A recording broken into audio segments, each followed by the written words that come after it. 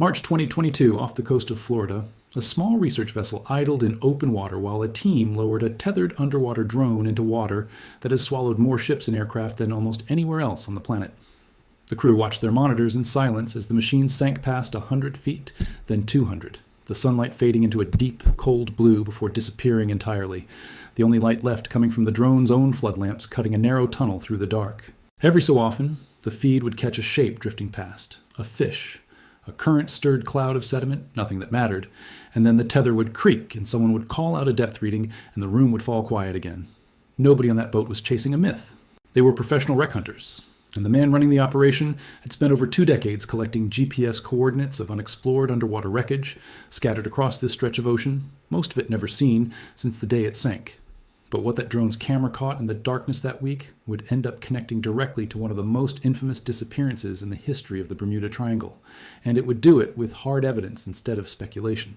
Stick with me until the end, because I'm going to walk you through exactly what drones and remotely operated vehicles have actually found in these waters, what real investigators have said about it, and why the most viral version of this story circulating online right now is not even set in the Bermuda Triangle at all. Let's get the basics straight first, because the Bermuda Triangle has accumulated so much exaggeration over the decades that the real story underneath it tends to get buried.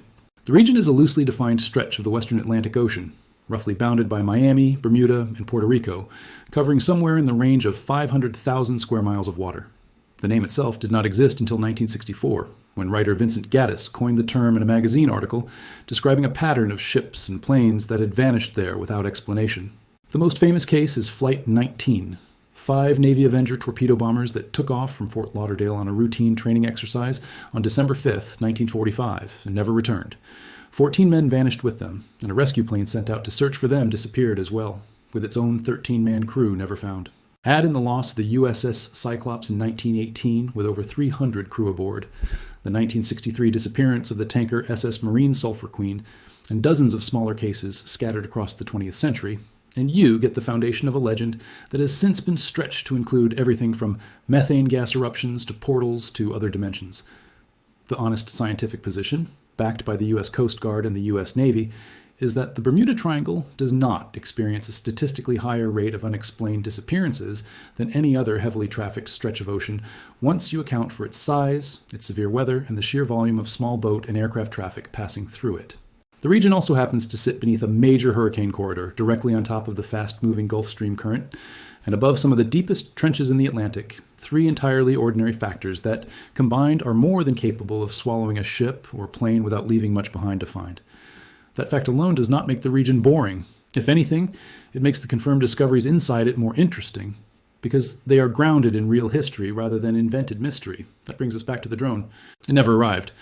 32 crew members were declared lost, and for nearly a century, the Kotapaxi's disappearance sat near the top of every list of Bermuda Triangle mysteries, occasionally showing up in tabloid stories claiming the ship had reappeared decades later, ghost-like, off the coast of Cuba.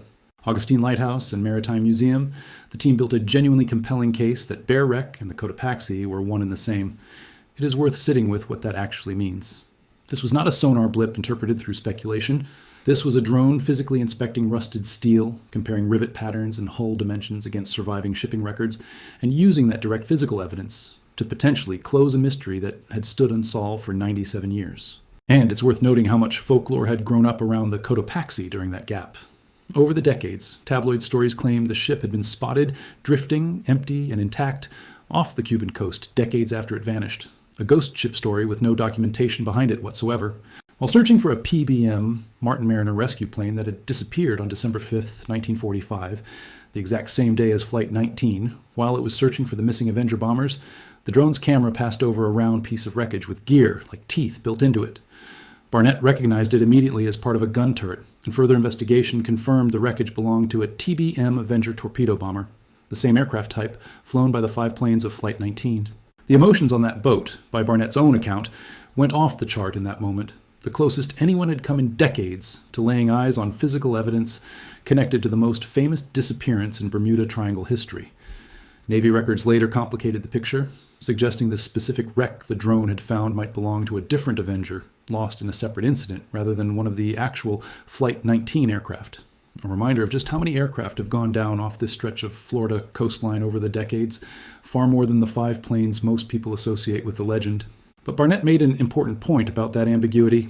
Knowing what this particular wreck is, even if it turns out not to be Flight 19 itself, helps investigators know where Flight 19 is not, narrowing the search area for a mystery that has captivated the public for over 75 years. It's a detail that matters because it shows exactly how legitimate underwater archaeology actually works. Progress rarely arrives as one dramatic answer. It arrives as a slow, methodical process of elimination, drone dive after drone dive, wreck after wreck, until the picture sharpens.